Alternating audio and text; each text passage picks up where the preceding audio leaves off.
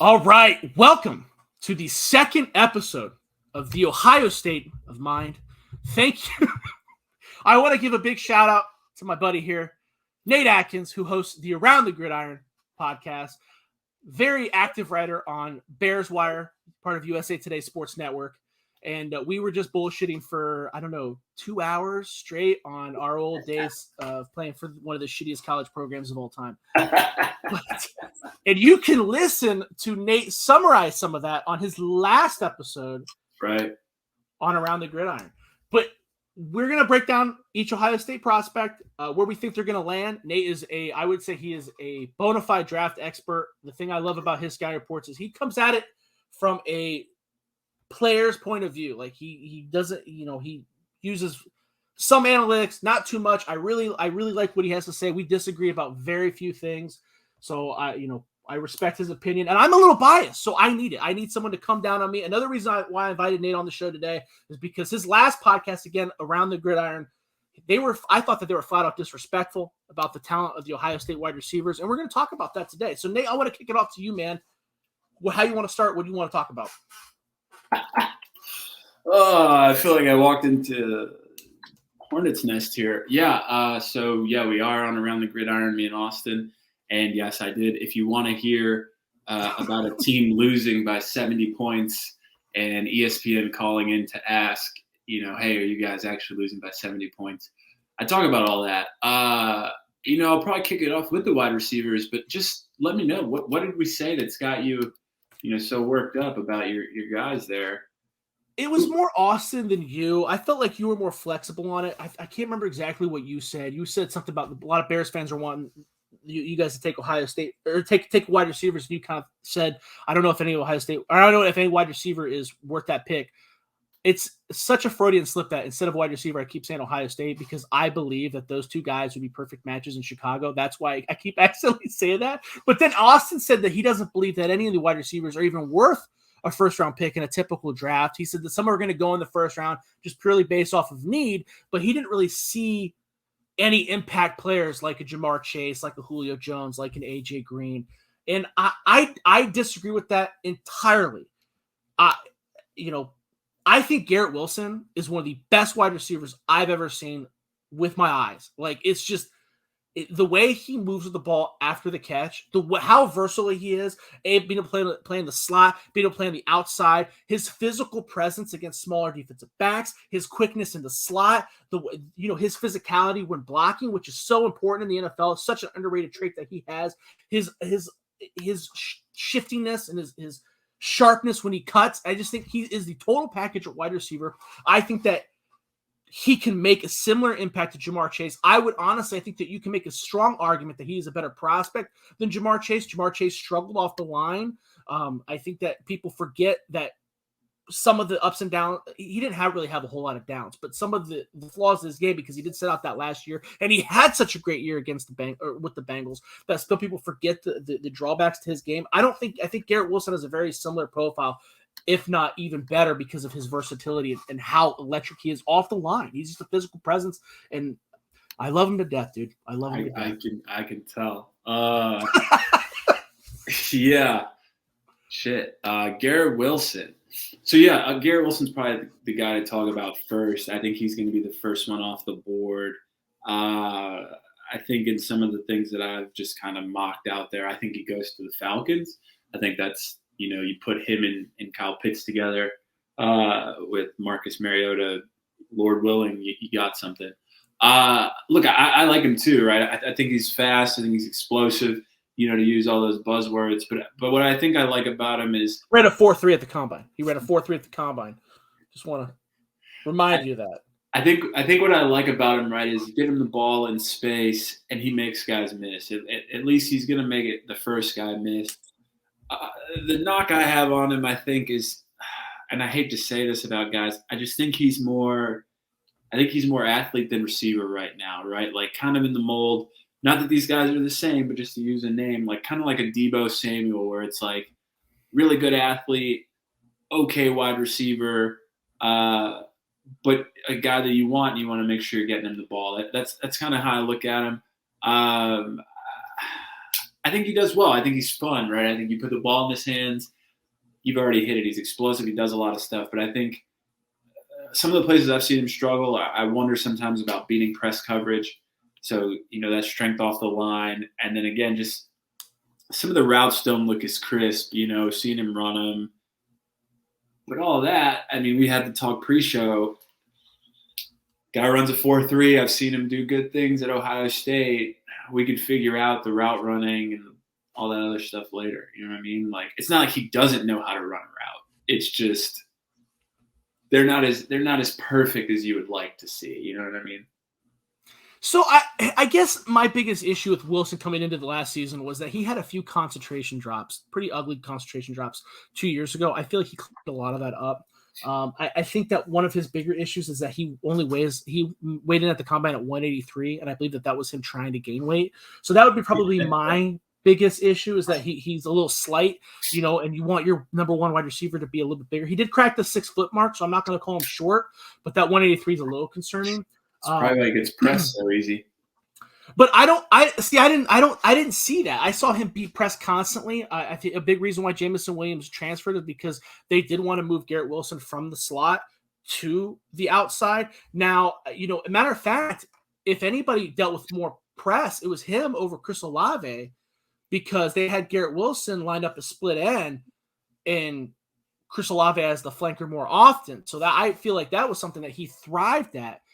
If there was a wide receiver that I would think that the Bears would actually be a good fit for Justin Fields, if you're wanting to see somewhat of a Jamar Chase kind of impact, it would be with Justin Fields, matching him back up with that. That's a team has a very poor wide receiver core, so you can move him around. Deebo Samuel's, he is a great athlete. I guess that's a pretty solid comparison. I think there's a lot more upside with Wilson. I think you could move him around like that. Deebo Samuel runs with a little bit more power, I think. So that's what gives him the ability to, line him up in the backfield, yada, yada, yada. I don't know if Wilson does that. I've seen him stiff on dudes. I don't know if he's got that kind of power. Yeah, I think Debo's probably closer to the 200-pound mark. You know what I mean? Like, I think so. I think he's more comfortable. If they have similar weights, I think Samuel's rolling with it more comfortable. I think Wilson really tried to up the weight, and he was still only 183. So. Yeah, and that's just what I mean. Like, I don't mean that they play the same style. I just mean it more so as, like, Debo's probably not the best wide receiver when it comes to the technical aspects of setting up a route, getting in and out of breaks, doing these things. And I think Wilson has gotten better at it, but I think the same thing. I think he's, very much an athlete first. If you're looking for this, kind of picturesque, he's setting up a route, at the top of the route, he's stemming, he's breaking. It's a little ugly at times. It's a little sloppy at times.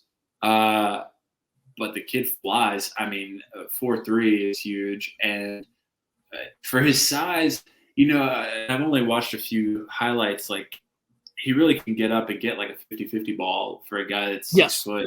So I'm like, yeah, I like him a lot. Like I said, I think he's going top 10. I think he's going before Olave, but I just think if I'm looking for something to dig him on, it would be those two things. But is he your number one wide receiver? Yeah. How dare you? Yeah. How dare you even think about it? But I mean, now that I really want to, I think I may be maybe being a little harsh there, because this wide receiver class has a lot of different flavors. It's kind of like Baskin Robbins, So it's like, if you're wanting that 50-50 guy, like you're kind of describing, Drake London might be more your guy. If you're looking for more your power forward type. Okay, so I think he's going to Atlanta. Let me look at their depth chart really quick, like what they're projecting. So no Calvin Ridley, thanks to DraftKings. Olamide, Zacchaeus, Damiere Byrd. Absolute playmaker of Virginia. Yeah, so I'm looking at these guys right now, and Auden Tate, not bad. I think for sure Wilson comes in there probably day one and is going to start. Well, I think anybody who drafts him, he's going to go high. Even if you don't think he's the number one wide receiver, anybody who drafts him, he's going to be in the ballpark of, okay, this is our number one. I mean, Olamide's 5'8". Like, that's not number one receiver. Kadarius Hodge, former Cleveland Brown. Definitely not. Look, that guy has been on a billion teams. No, he hasn't. God bless him.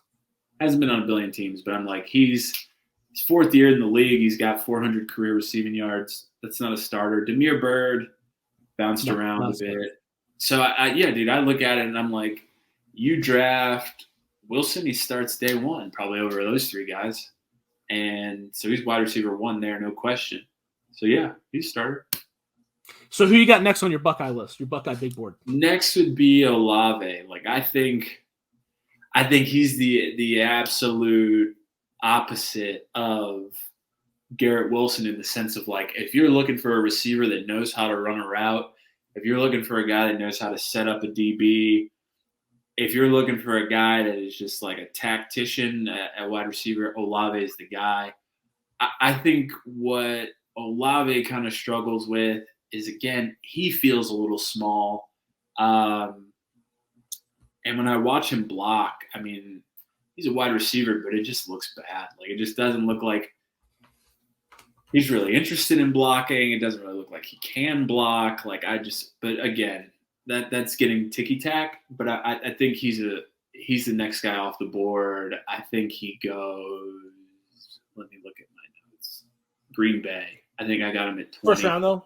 Yeah, 22 to Green Bay. So I actually think Jameson Williams goes at one pick before him to New England, but former Buckeye. I don't know if you want to talk about him, but we certainly can. We certainly can. I think Chris Olave is a starter, and I think if he goes to Green Bay, he's a starter immediately there too. I mean, I don't know who the hell is in Green Bay. I saw they're trying to trade for Darren Waller. I think they need something to put around Aaron Rodgers. You've got Amari Rodgers, I guess, right? The former Clemson wide receiver. He's there. But Marquez Valdez-Scantling just left. They just lost Equanimous St. Brown. So right now, and they just lost Devontae Adams. So it's like Aaron Rodgers, Randall Cobb, and couldn't tell you. You know what I mean? So I think they need Olave. I think he's a starter day one. I think as long as he doesn't get in Rodgers' doghouse, I mean, he's probably going to be a 1,000-yard receiver from the jump. Yeah, I don't disagree with that. A lot of the I think you're probably on the mark with the negatives. He is technically bigger than Garrett Wilson, but I don't think he plays as physical as Garrett Wilson. So I could see that 6'1", 187 at the combine. Another guy who ran in the 4.3s, like you said, as a route runner, there's probably no one better in the class. I think that's what makes him so appeasing to a team like Green Bay. You pointed out is that he has such a high floor. I have him as my number 5 wide receiver in the class. So, Jameson Williams, Drake London, those are guys I have above him, Traylon Burks, because they have higher ceilings. But if you're looking for someone who's, quote unquote bust proof, or someone that can help out a playoff team that's ready to win now, Chris Olave is probably your best bang for your buck. So I don't disagree with too much that you said there. I think he's a high effort blocker. I don't think it's pathetic by any means. I think if you look at the averageness of the class, he's probably right there. I don't think he's as physical as Garrett Wilson. So I don't disagree with the majority of what you said.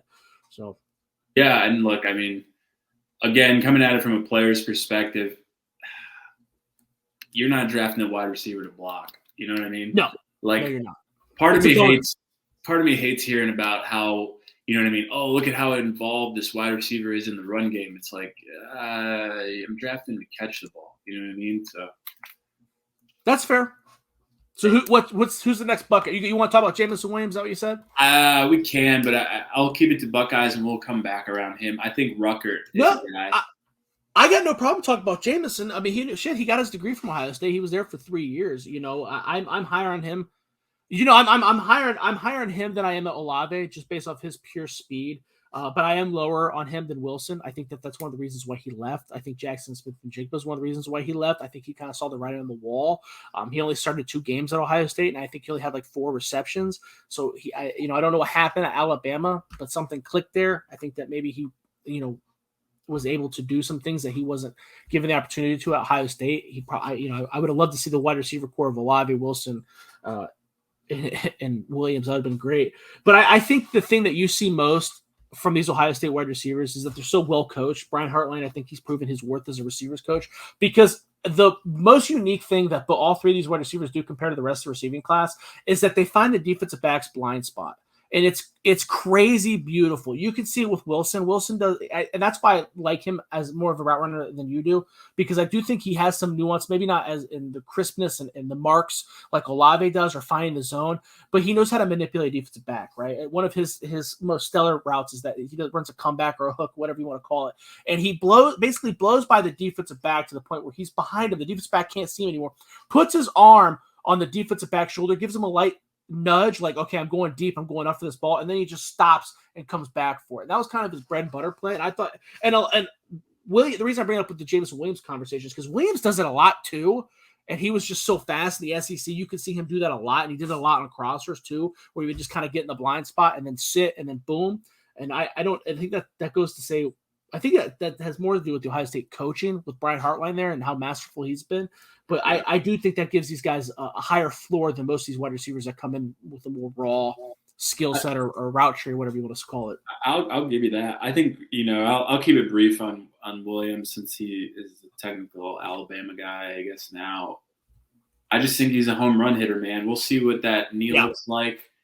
But I'd tell you, you kind of hit on it. Like, people use that phrase, take the top off of defense. Like, he flies, right? Yeah. And you got to know where he's at all times, especially if he's going vertical. I think Alabama really used him well on double moves because people are so afraid to get beat deep that double move with him, if you think even for a second he's going deep, it's going to open up that comeback or that crosser underneath. So I like him a lot. I think again, and this just might be the new wave of wide receivers. Feels a little slight, in terms of his size. I don't know how big he is. Let me look. 6'1", 180. I get, yeah. Just feels a little light, Deshaun Jackson-ish. But look, which is probably a good comparison, Deshaun Jackson. I've seen people say it. Yeah, that's probably why I threw it out there. But I like him a lot. I think the real question is, how's that knee? How's the speed? How's the explosion? Because outside of that, I mean, get the star. It's just a matter of time. I agree. I think in the short term, he's just a vertical threat until he proves otherwise. I agree. I do think that if he was at Ohio State, I don't think you're bumping Olave because Olave has been there for so long. He knows what he's doing. He's very nuanced, but I do think Williams is the better wide receiver. And I don't think he's as good as Wilson, and I don't think he's as good as Jackson Smith and Jigba.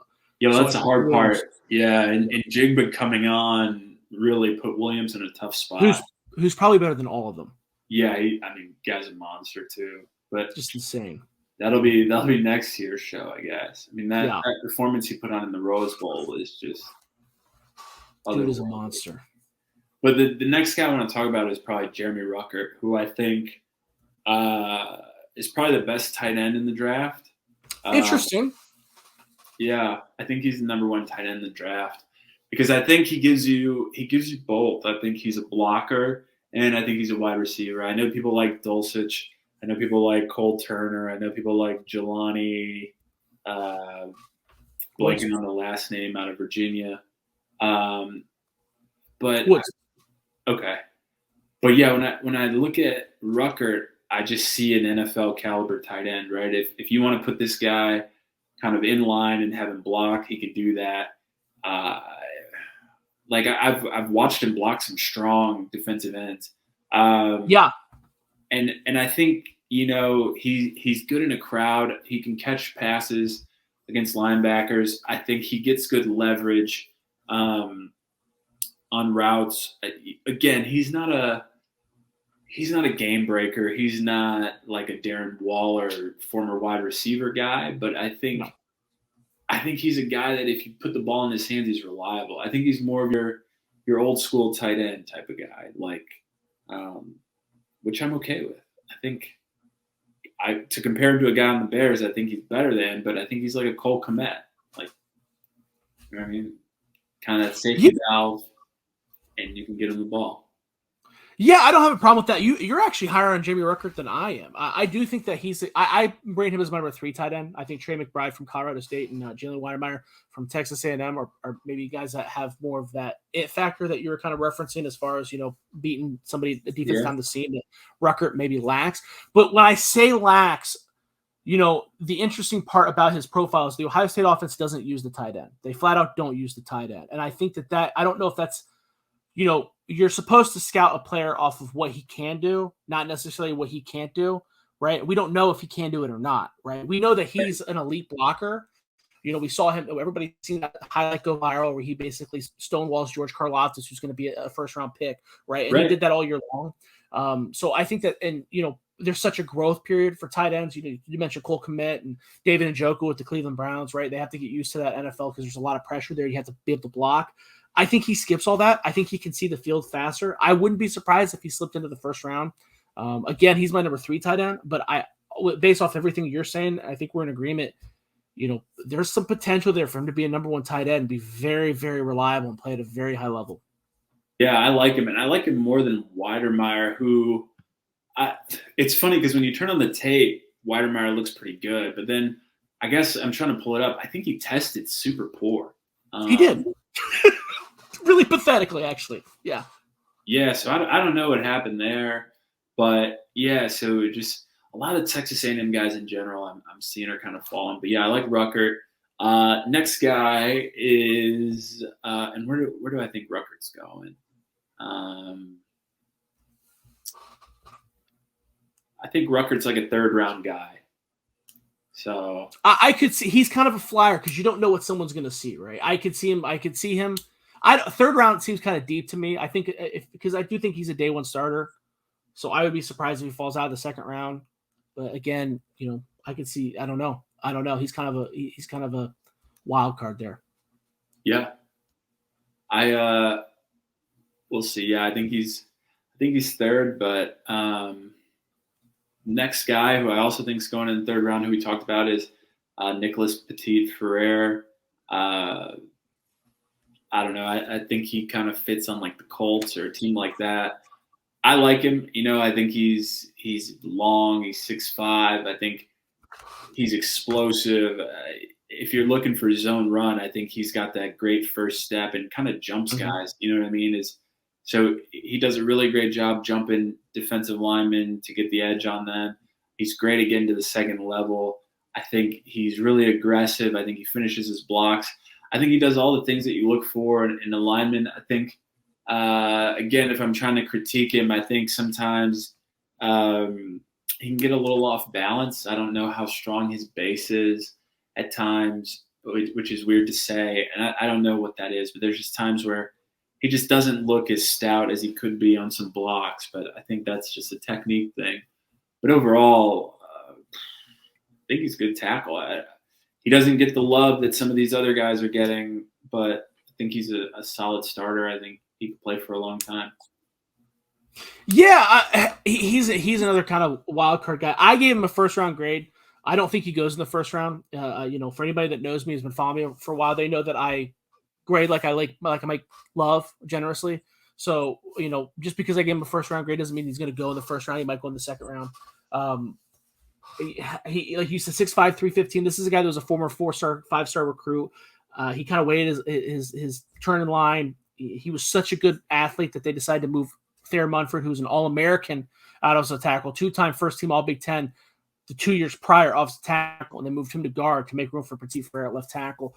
If you look at any other tape but the Aidan Hudson tape against Michigan, he's a 1st-round tackle. But that Aidan Hutchinson tape is it's hard to look away from, and I think that's why you see people not be as favorable with him. And like you said, no one's going to beat him his first step. But the problem is that Aidan Hutchinson beat him like a fucking rag doll. I think that's really what it comes down to. I think if he didn't play Michigan, we'd be talking about him as much sooner off the board. I don't think anybody's making an argument that he's better than Ickey from North Carolina State or Evan Neal from Alabama or even Charles Cross from Mississippi State. But I think that he would be in that next tier. There'd be a much stronger conversation for him. Yeah, look, and I think a lot of people have mocked him to the Bears, and I wouldn't mind bringing him in. I think Bears just drafted 2 guys, Tevin Jenkins, Larry Borum, who they're giving a shot. But I think if you're questionable on those guys, I think you bring in Petite Ferrer and put him behind him and see if he ends up taking one of their spots. But, time will tell. We'll see what happens there. All right. Who else is next? You want to talk Tyric Smith? Yeah, let's do it. So Tyric Smith, 6'3", 254 pounds, defensive end. That's a little undersized for a defensive end. I gave him a 3rd round grade. We talked about Petite Ferrer. I think it's going to be a common theme with a lot of these Ohio State guys. Is that he's just got an elite first step. He will beat you off the ball. I think that when you can get a guy with that quick twitch as a pass rusher, I think you go with it. I think that people are going to be turned off by his lack of production. But Ohio State's defensive line has always been high level, has always had just turned out the studs. You just got to kind of wait in line and wait your turn in the rotation. I don't think that's a knock against him. I think he can be very effective. I think he can be a high level starter. Yeah. I You disagree on this one, huh? Look, I think he can grow into anything. Players can change; they can get better. I think what I don't like about him is like he just is so like, to use a coaching term, he's like light in the ass. You know what I mean? Like the guy. Yeah. I feel like it's tough to really think of him as like a strong side defensive end that can really play the run well. I feel like he gets driven off the ball at times. Has a really hard time kind of holding the line of scrimmage. As a pass rusher, I think he's just okay. Like, I don't think he's, to your point, and I think we talked about this in the pregame or pre-show. Like sometimes guys are just such good pass rushers that it overcompensates for being bad at other things. I don't think he's got that either. I think he's just like okay to good at pass rush.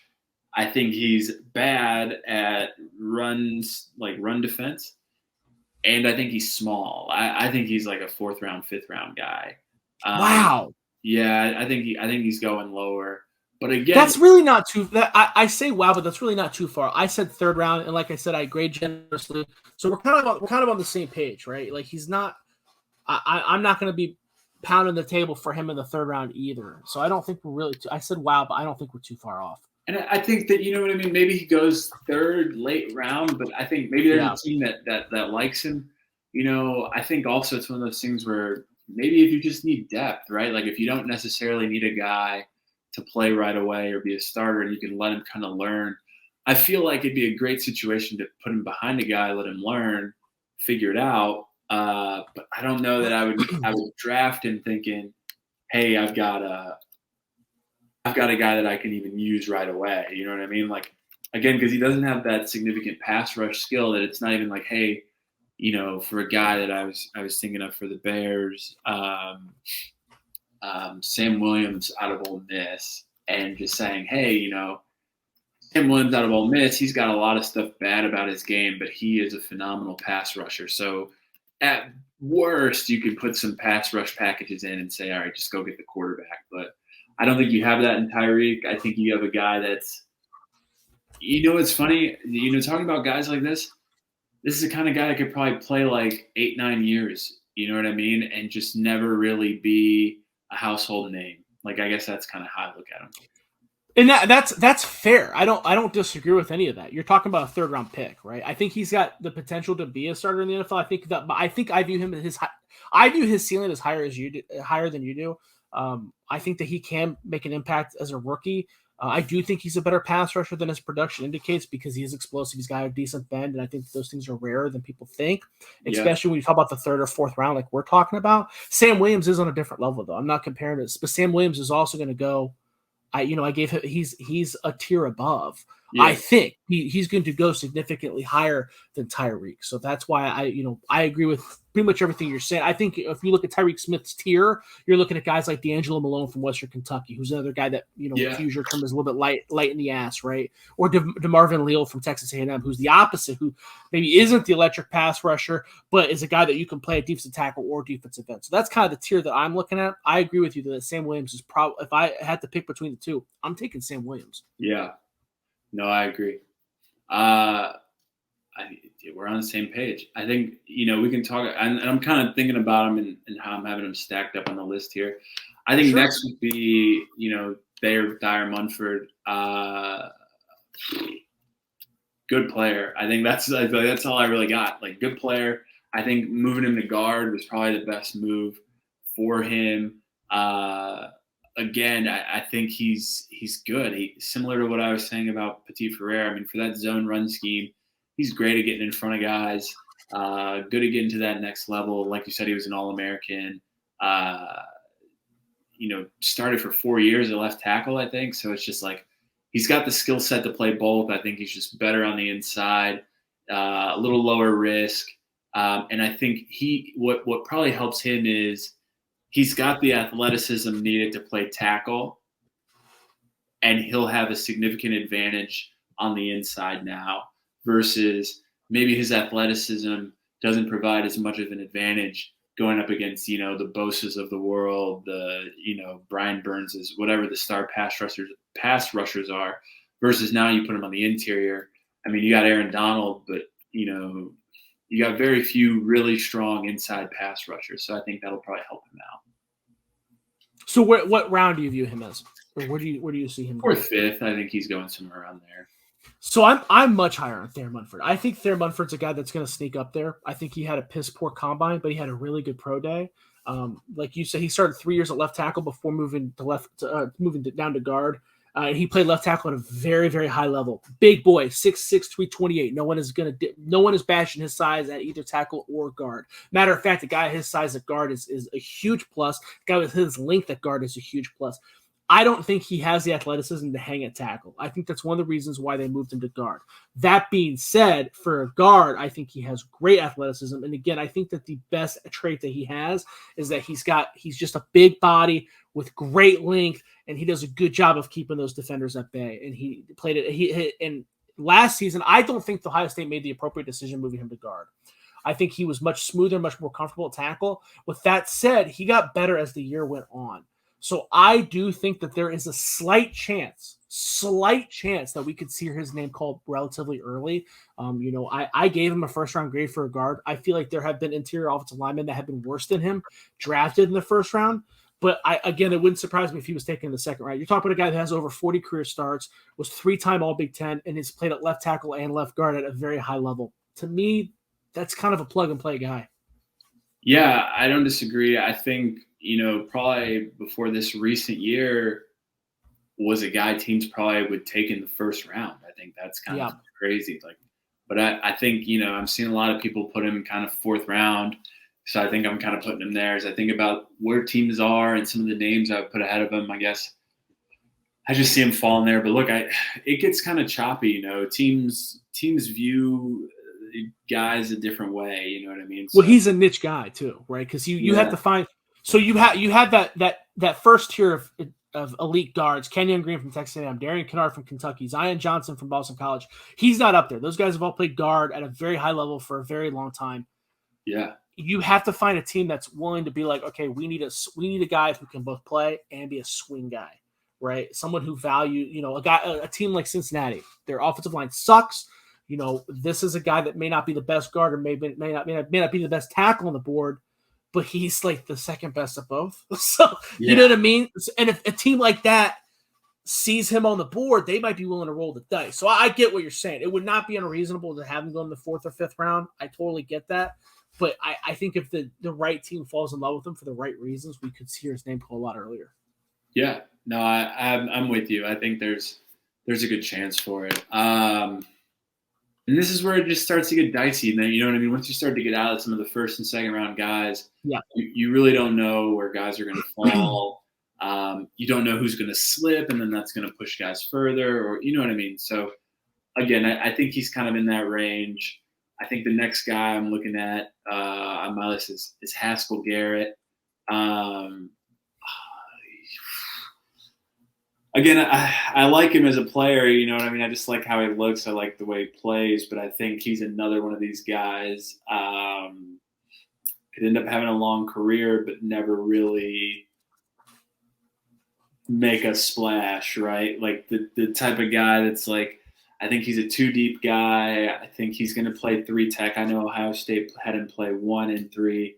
I don't think he's got the size or the quickness to play 1. I think he can do 3 and kind of 1 gap it for the right team. The thing I like about him is he's got some good pass rush moves, but he just doesn't throw them a lot. You know what I mean? So it's when he does it, it's great. He doesn't do it enough, and I think you want to see him do it more. I like him though. I think he's okay. I just think the problem with him is going to be kind of what can you really do with him? Like his skill set feels limited, but it's good enough to probably play for a while, if that makes sense. You know what I mean? So I think that 5th, 6th. That 100%. I'm sorry, what were we gonna say? I said 5th, 6th round for a guy like that.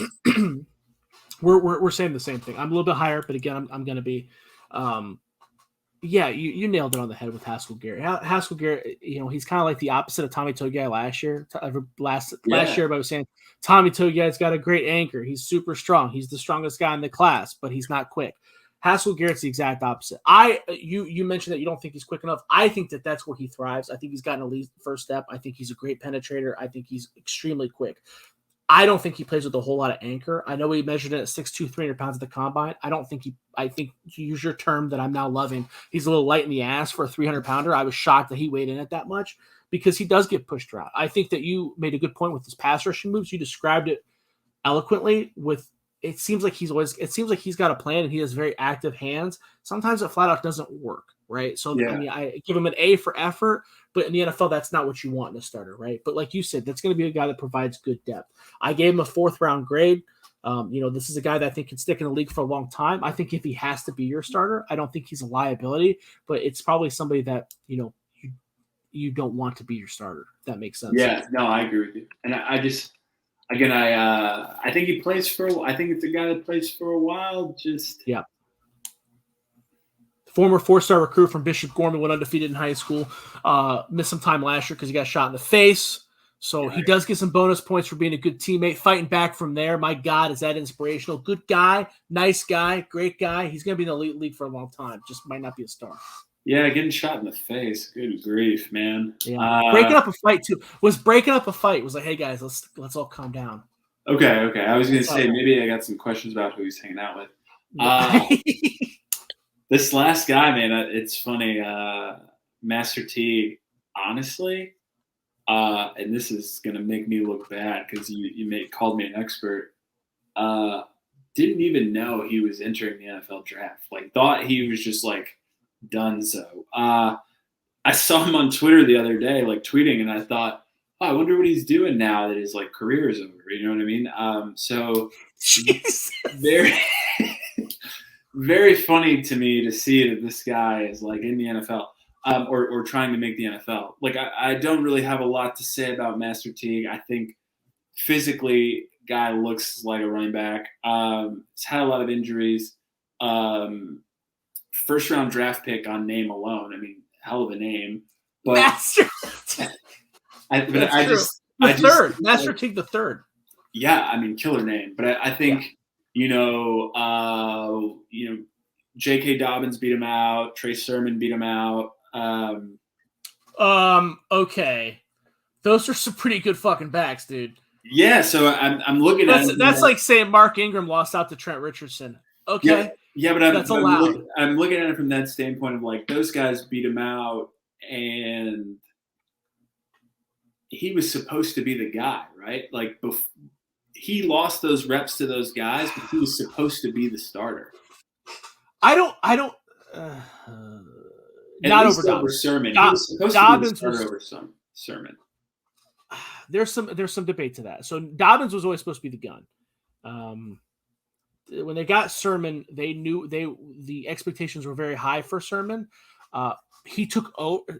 It was expected that Sermon was going to get significant snaps along with Master Teague. Many expect him to get more snaps than Master Teague. He did not. Trey Sermon did not live up to the hype the first half of the season. The second half of the season, he fucking lived up to the hype, and then Master Teague's usage went down. I don't know if you mentioned injury. I don't know if Master Teague has a quote unquote injury issues.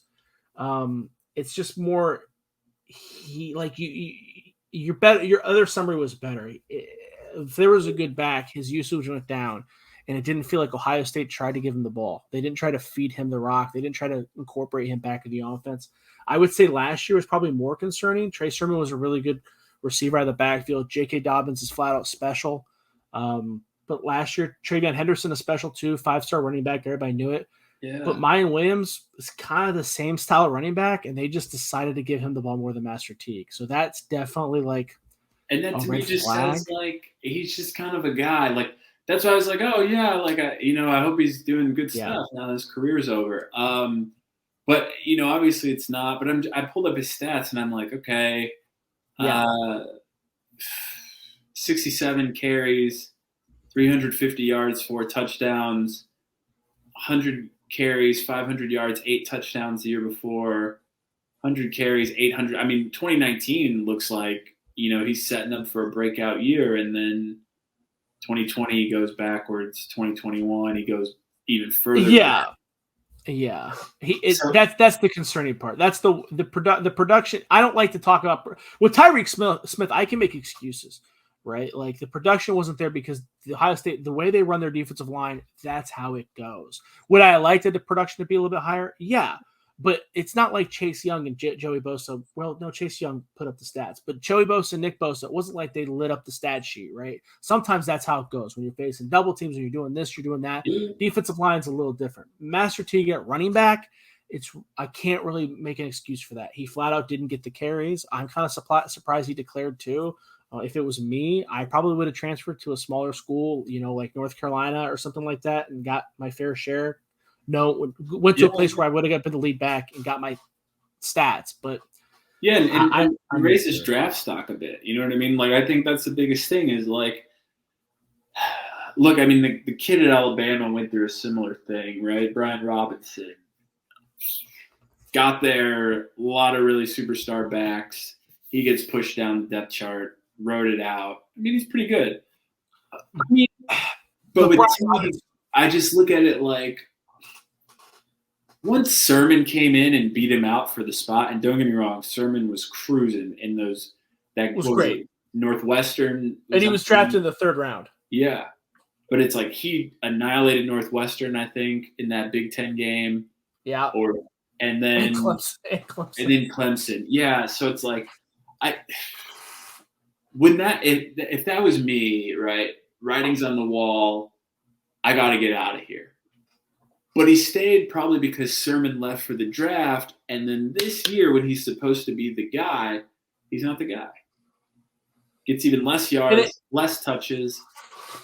And again, if it was just Travion Henderson, because again, Travion Henderson is electric 5-star. He does things that Master Teague can't, different style. Again, I would be sitting here singing a different song. But the problem is that not only did Travion Henderson beat him out, but Master Teague beat him out too, and that's a pretty similar style back. Yeah. Master at 5'11", 221 pounds, runs a 4.40. He should be in the league for a while. He's a very capable back. He was never a liability. He's very solid.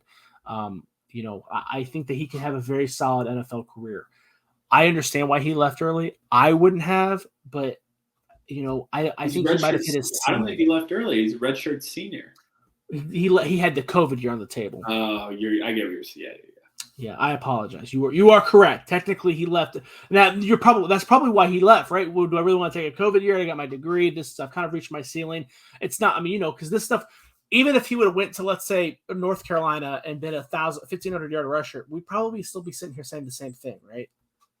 Yeah, so, I mean, maybe coming out of high school, 11th ranked running back in the country. I mean, it's funny. Brian Snead is another Ohio State guy he came in with. Transfer to Austin Peay, baby. Yeah. But you got, Zamir White, Lorenzo Lingard, Brian Snead, Ricky Person. The Brian Robinson thing, too, you compare the situation. Brian Robinson is a little different because Brian Robinson does have at least flashes, and you can sit here because I don't know if that was the right decision. Brian Robinson, to me, was the most talented back in the Alabama backfield. He just didn't get the ball enough. And there were flashes of that when he got an opportunity. That was another problem with Master Teague. He would get, even if he would get opportunities, which wasn't very rare, he was getting like 3 yards. Yeah, like, it's just the style he plays. It just feels very I don't know, man. I'm looking at this class he came in with, and it's super unimpressive. Like I'm rolling through it.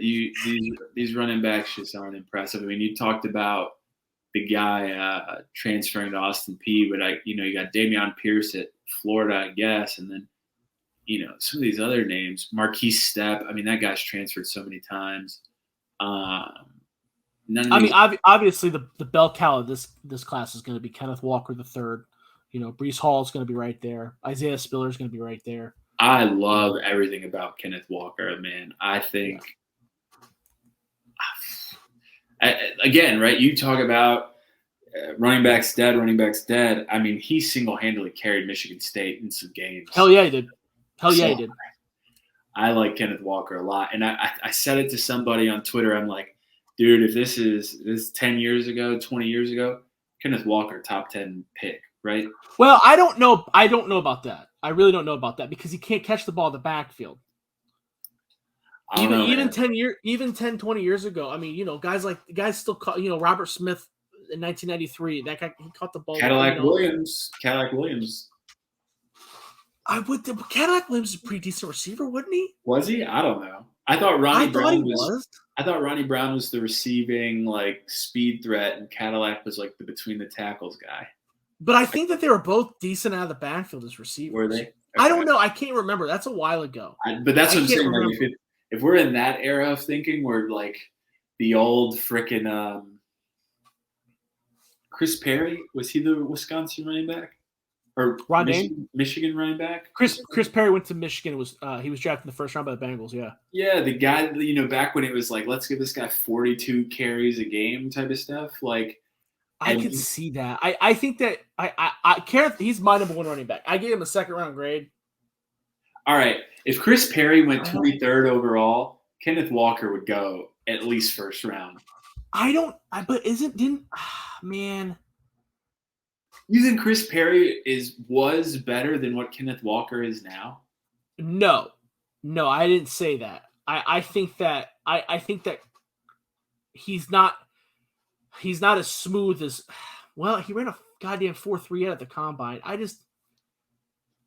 His game it's just first round running backs. When we talked about Saquon Barkley before the show. Yeah, that dude was that's a first round running back. You know what I mean? Like Eddie George. I just feel like there's a stark difference between, even a guy like, of course I say that, but Nick Chubb, I wouldn't have given him a first round grade. And, he's one of the best running backs in the NFL. So, I mean, you're looking at that with Kenneth Walker. Kenneth Walker's right in that same realm, a guy that runs with a similar path. That's maybe not as smooth and maybe not as big as a speed threat. I'm shocked he runs a 4.38. I'm absolutely shocked by that. But he's my number one running back. He's my number one running back by far. No argument here. It's just, I guess my expectation for the first round. I don't think he plays as fast as that would indicate, but man, he's good. Breece Hall's good too. What's so funny now is like with this whole new anti-running back stuff that's happened, it's like they're starting running backs that are going to get drafted second, third round, right? And they're going to start day one. Yeah, for sure.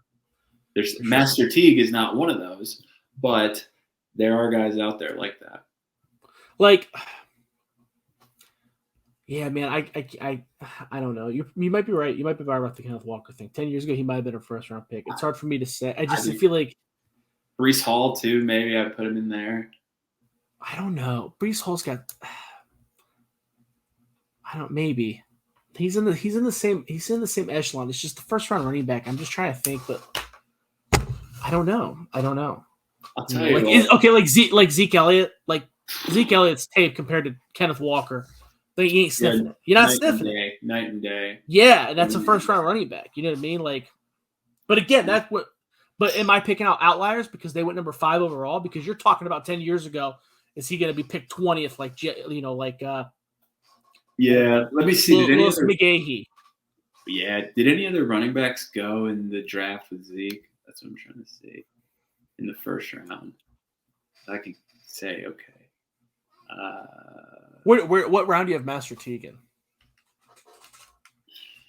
7th round, undrafted guy. God damn, really? Yeah. I guess we're not too far off. I gave him a 6th-round grade. That's not too far yeah, off. I don't know. I think he's going to end up on a roster. I just don't know. Wow, so no other running back went in the first round. Wow. Zeke's year, he was the only one, huh? This must have been around the time that running backs were getting killed, basically. Yeah, they got blitzed. They got blitzed pretty bad for that. Okay, so let's see. This is the year McCaffrey went the next year. And Leonard Fournette. Yeah. Because it was Leonard Fournette, Christian McCaffrey, Dalvin Cook. Yeah. And like Leonard Fournette, like, fuck. Was Cook a second-round guy? Yep. Yeah, because he got hurt. Yeah, 41.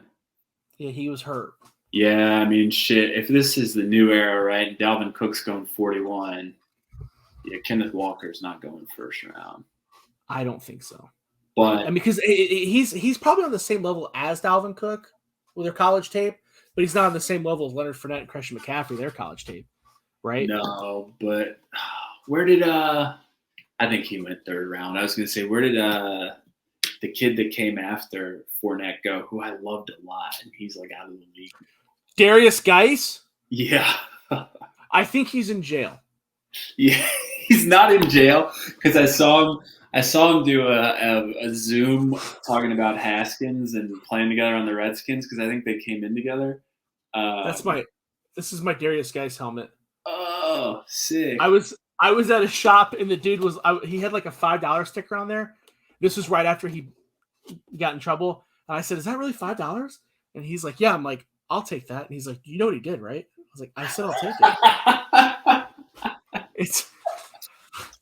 Sir, it's $5. Dude, he was a monster at LSU. Like, I thought he was good with the Redskins too. Yeah, he was. I saw him and I'm like, wow. And he went 3rd round, I think. I think he was. Yeah, because remember he exploded that first year, and then he kind of went not bad, but like Yeah, dude, he screwed himself because he should be in the league. But yeah, I mean, look, let me think. I think Kenneth Walker is, if I get in a time machine, he's going 1st round. If I look at kind of where I laid it out, I think second round. I think it goes. I think Breece Hall comes off the board, and then Kenneth Walker, and they both go late 2nd round. Whoa, you got Breece Hall ahead of Kenneth Walker? Yeah, just like 1 or 2 spots. That's interesting to me. Not by a lot, but I think teams will probably like. I think teams will probably like more of what Breece Hall can do than Kenneth Walker. Especially about catching the ball out of the backfield. If that's what your team needs, I get it. I can justify it. Just like with Isaiah Spiller. If Isaiah Spiller is your number 1 running back, okay, I get it. There's a lot of speed there. I understand. But Kenneth Walker is my number 1 back because, like you said, no one faced more 10-man boxes. Yeah. and busted 60-yard runs than Kenneth Walker. Like, so that's where I'm going. You can't catch the ball. That's okay. I know you can carry 30 dudes on your back. That's good enough for me. That's why he's my number 1 back. But I get it. There is that's probably that tier, those 3 guys, Breece Hall. Yeah. Yeah, dude. And now that I'm looking at Breece, the fact that he ran a 4.4 surprises me because when I watch him play, he looks slow. Like, no, he doesn't look slow. Yeah, that's not where I would expect a 4.4. Like, how do I describe it? Like, almost in like the shit. Why am I blanking on this guy's name? He was so good. The Le'Veon Bell kind of like. He's like always trying to like patience. Wait. Yeah, it's like Breece doesn't play with that just like explosion, right? Like he just runs a little bit like I'm waiting to see if I need to hit this next gear type of deal. And that's I can see that. It's not that he doesn't have that next gear; it's that he wait. I get it. I get that. Right? Like it just feels like he's like, do I need to run? Like we were talking about, before the show with one of our old teammates. But I don't understand how you have him above Kenneth Walker, though, if that's how you feel. Because Kenneth Walker's like, boom! Like, yeah, I don't shot out of a cannon. Yeah. Yeah, dude. Yeah. I think he can catch. I think that's the bigger thing. Like, Breece Hall. That's fair. Yeah, like let me pull up his stats. If I compare, just look at reception. I don't think Kenneth Walker. I think Kenneth Walker had like 2 receptions. So Breece Hall 40 roughly this year, 20 and 20 the year before. Kenneth Walker. Let me see where you're. It might be 0. That might be why you're looking so hard. It might be 0. Dude, he couldn't get a single screen. No, he had to get something. All right, here we go. I'm pulling it up. 13 receptions, 3 the year before, 3 the year before that, and he's not going anywhere, right? 13 catches for 89 yards, 3 catches for 30 yards. I think that's the thing that really hurts Walker is like I don't know that he doesn't have it, but he hasn't shown that, that extra, hey, we can also kind of throw this guy the ball. Well, that's why that's the reason why I have Kenneth Walker ahead of Breece Hall is because I don't think a lot of that was his fault. I think that he probably caught every target that was sent to him. It's just they didn't do that. But you have to put some leeway in there. Like, okay, well, they didn't try, so I'm gonna assume that they know something that I don't, that he can't catch the ball. But I'm not gonna ding him too much for that. I'm just not gonna give him a first round grade. But to me, he's still my number 1 running back. Yeah, I like Walker. I think I don't know all the nuances of running back, but there were a lot of guys talking about like he looks to cut back too early. He doesn't stick to the running lanes that are designed. Kenneth Walker? Yeah, Walker.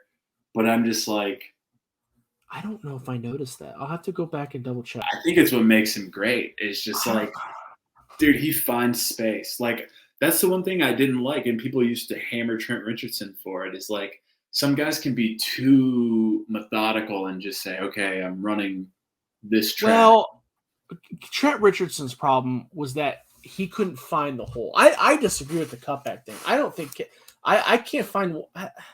I'll go back and watch some more Kenneth Walker, but dude, that guy, I don't remember him. I don't remember ever watching Kenneth Walker and be like, oh my God, you missed the hole, or oh my God, what do you do? Like that was. Yeah, I've seen some other guys that I think are usually pretty on the ball, and that's what they said about him. But I don't know how a guy that had 1,600 rushing yards cut back too much. I know, right? And it sounds like if he did, he made the right call. Yeah, like that's so odd. I don't know, dude. I don't know.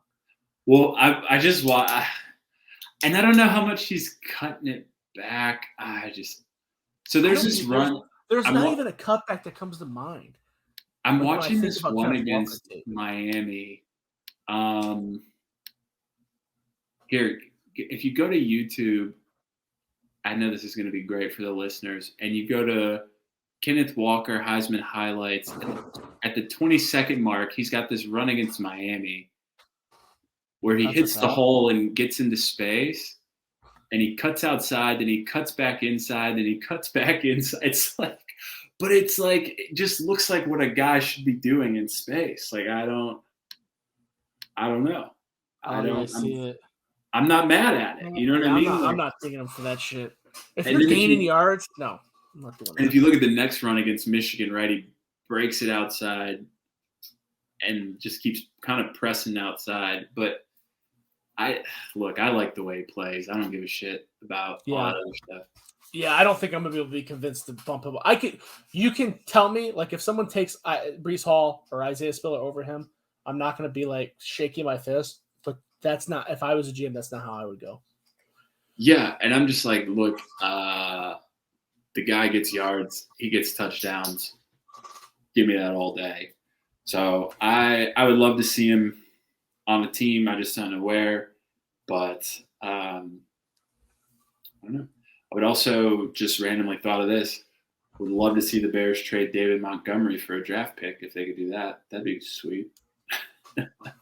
I love David Montgomery. All right, man. Well, we're hitting the hour mark. It's actually over midnight. So let's. I like how you and Austin finished with a nice little list. Although you didn't do that last episode. Yeah, I know. So here, let me ask you this: if you were a male stripper, what would be your top 3 songs? There are right answers and wrong answers. God, I don't even know, man. Okay, I think it's funny. I was just listening to The Boys Are Back in Town, but that's not even a good one. But you gotta have cliche, bro. You gotta have. It just randomly popped in my head, but you gotta have "Pony" by Genuine in there. Oh, that's a good one. That's a good one, dude. That's a really good one. Shit, man, two more. Two more, bro. You gotta have a rotation. I don't know. Well, you gotta mix it up. You can't go. So I have "God Bless the USA" by Lee Greenwood. Oh my gosh. Okay. Right.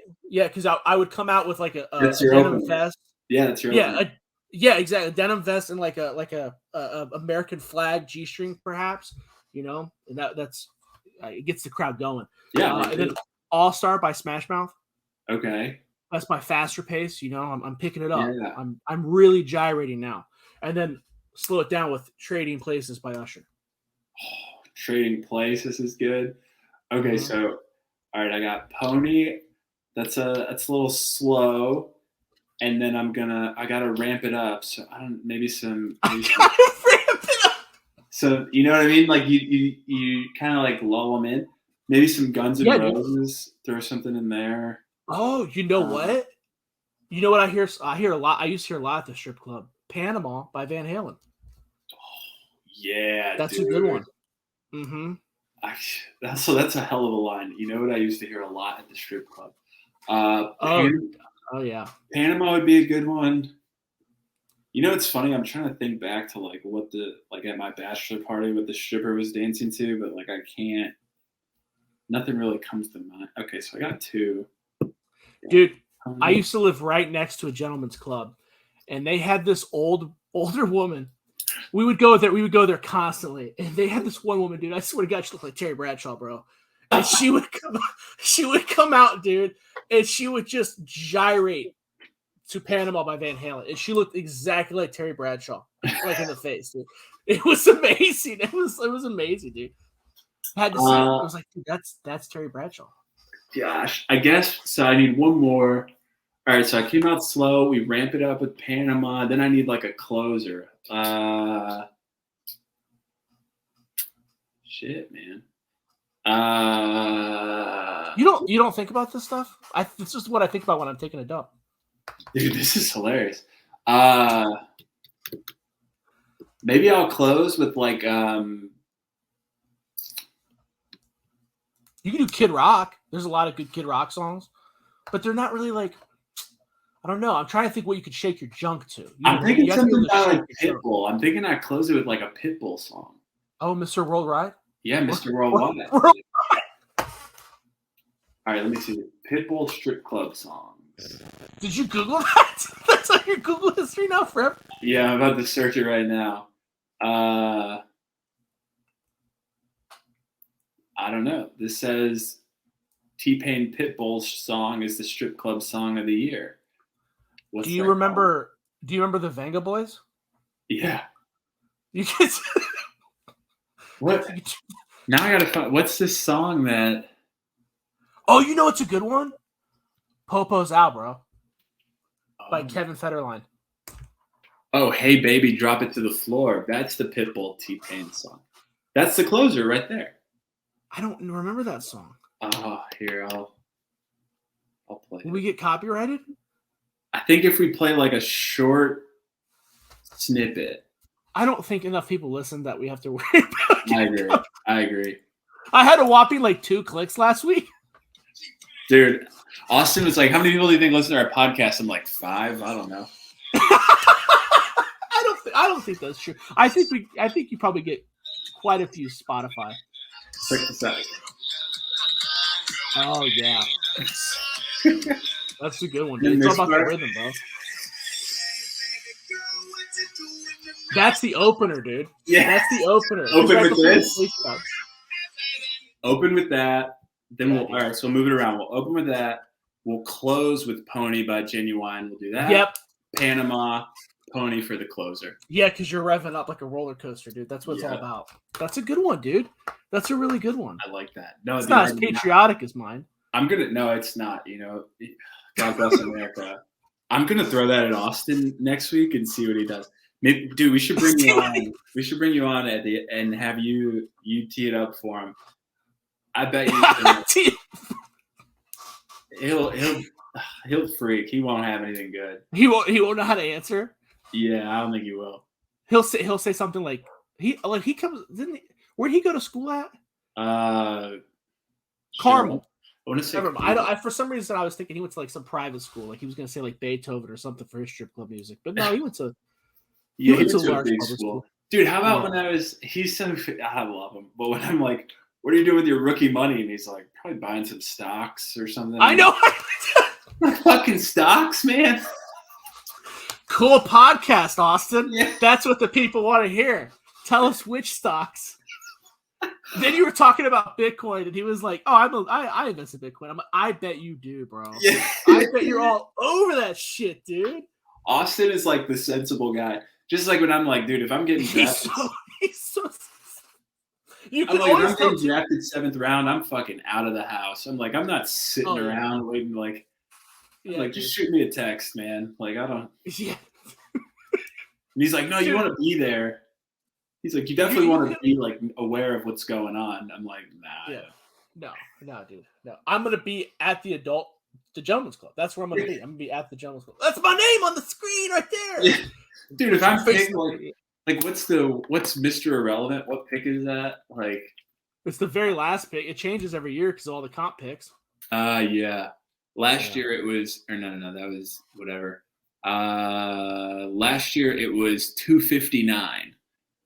So, dude, if I'm pick like 250,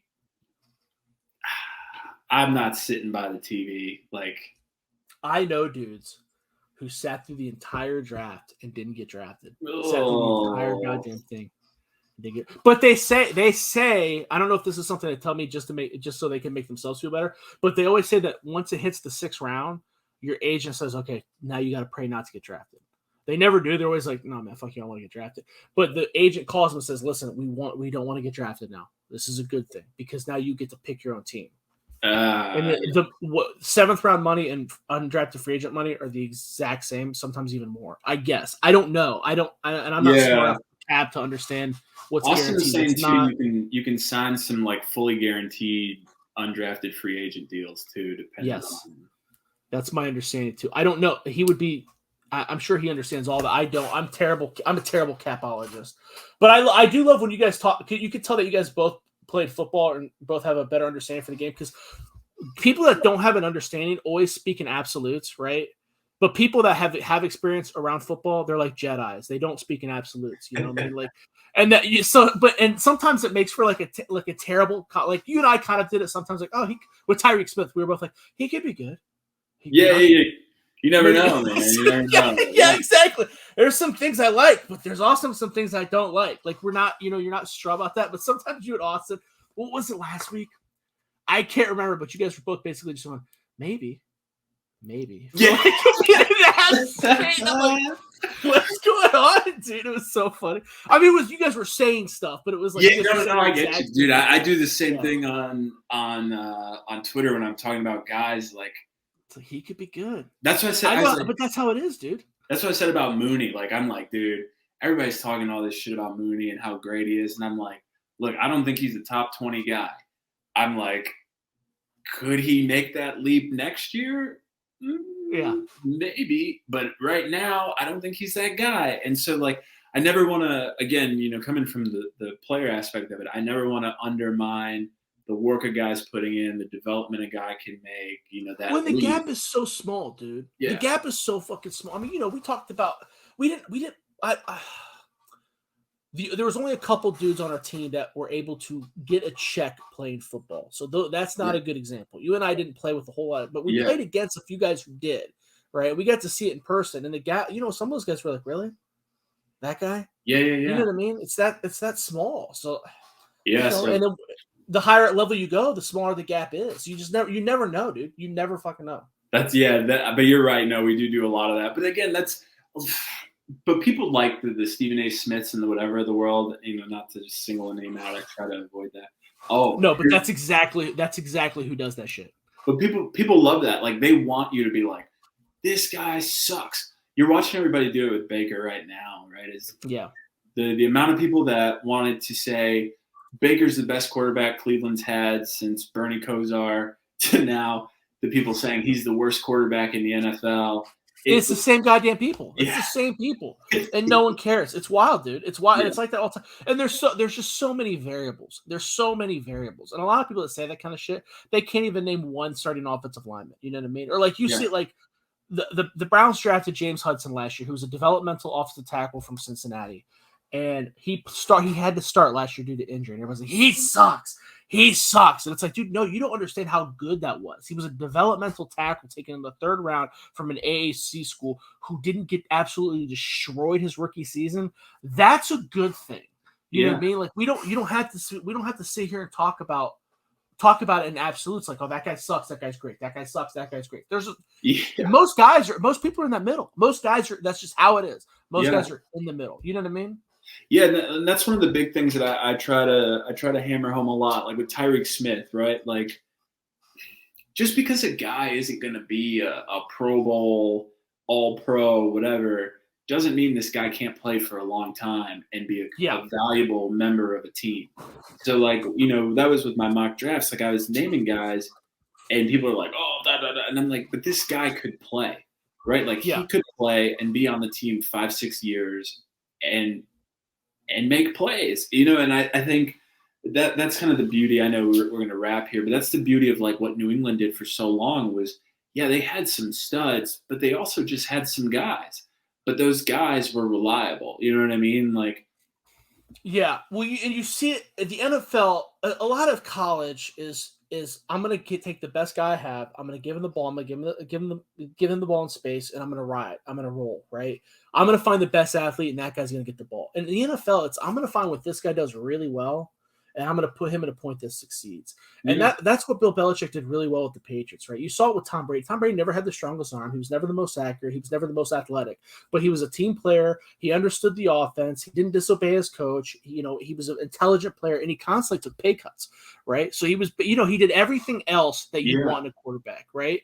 Because if you do a Pepsi taste test over Jamarcus Russell and Tom Brady, but you're working out both dudes, not one person is taking Tom Brady over Jamarcus Russell, right? But it's all those X factors that make you a good NFL player that check those boxes. You and Austin talked about last week. We talked about Wes Welker and Julian Edelman. Julian Edelman's a guy who played quarterback, right? But did Bill Belichick ask him to go deep every play? No, he was an underneath guy. I know what this guy can do, and he can do this really well. You know what I mean? And the NFL is so much like that. It's so much like that. That's why you never, like, you talk about Tyrek Smith. You don't know, right? Is that guy a complete defensive end? No. 100%. No one's saying that, but he does have a really good first step. How far is that going to take him? Is he going to land with the team that's going to put him in that position? You just never know. So I get it. I get 100%. And having played, the game, you get a feel for it that it's like, dude, if Tyrek Smith becomes a guy that's like a 2-deep 4-sack a year guy, 4.5 sack a year guy, that guy always has a home on a team.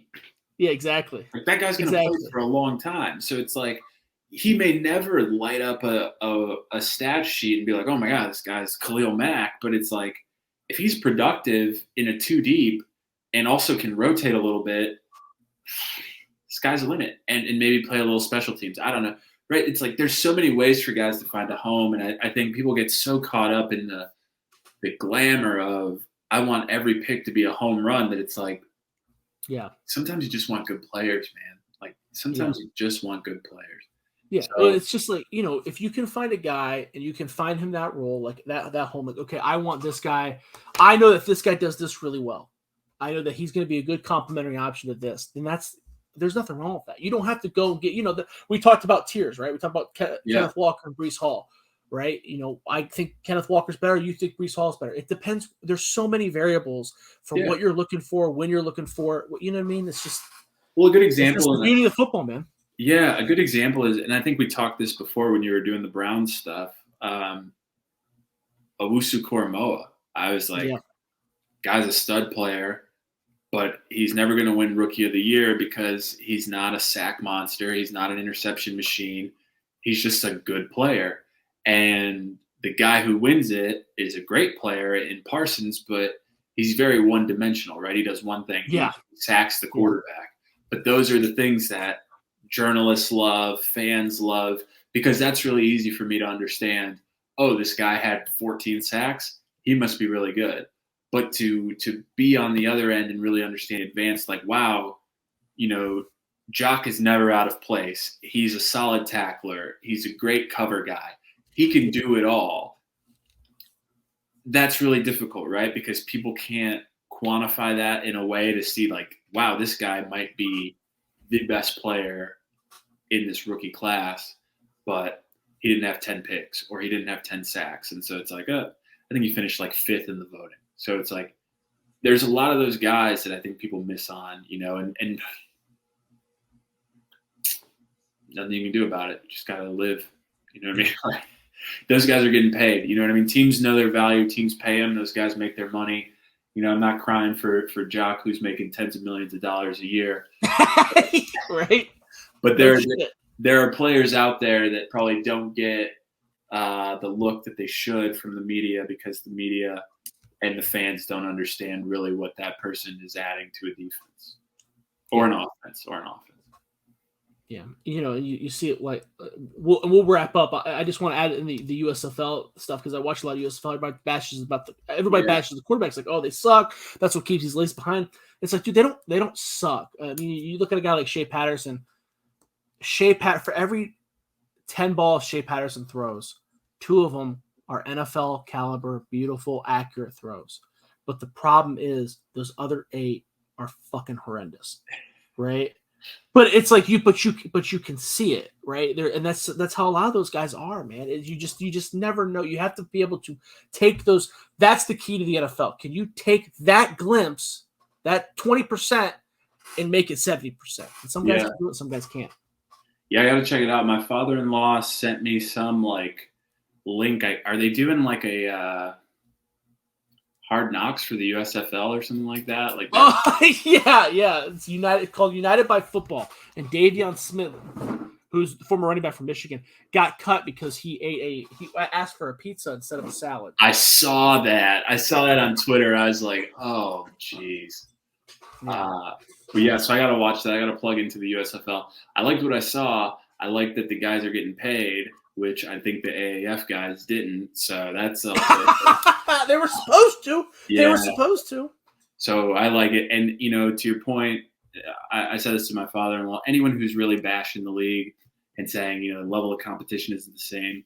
Shea Patterson was a 5-star guy.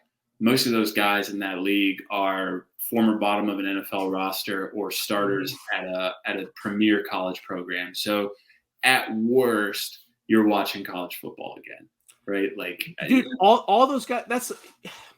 First of all, I don't know why anybody bashes on it. Do you not want more football? Yeah. I don't understand it. Second of all, why would you hate on people trying to chase their dream? Yeah, it's like what you're watching. That's what the NFL. Those guys have they have generational money. A guy like Deebo Samuel is holding out right now because and that's fine. That's his right. That's his power as a player. Good for you. But he's holding out, right? These guys they don't have that option. Yeah. They're fighting. They're scratching for a roster spot. Playing. Some of these guys will play football. Drake Jackson, who was a wide receiver for the Cleveland Browns, he played football all year long for like 2 years straight. One year he played the spring league twice because he got a spring season and a winter season. So he played spring league, CFL, NFL, spring league, CFL, like all year round. That's so hard on your body just because he wanted to chip away at that dream. And I respect that, dude. I respect that. Yeah, I mean, everybody's got their path and whatever it takes, man. Yeah. But all right, man, we're getting over an hour and a half. I got to go to bed. I got to wake up early for work. This was the Ohio State of Mind. You can follow me on Twitter at JoshKeatley16. Nate, tell them where they can follow you. Tell them when your next podcast is dropping. I'm at Nate_Atkins3. That's a mouthful. Podcast coming out tomorrow. So be on the lookout. We're talking about some good stuff. We're wrapping up our NFC West. We're talking about Kyler Murray. Neither one of us are a big fan of him. And we're talking about,